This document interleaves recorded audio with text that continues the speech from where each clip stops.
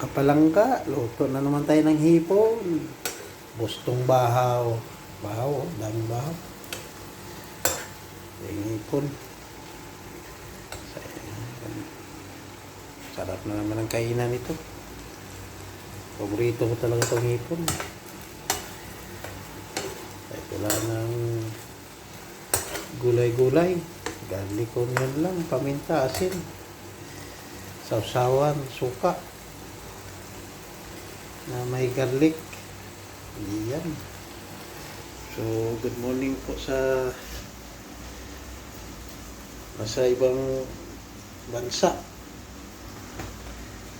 Tanghali naman dito. So, gabi naman yata maggagabi na yata sa Pinas. Okay. Alas 7 na yata. So, good morning po sa lahat. Good morning, good evening, gandang tanghali. Iba-iba kasi yung oras.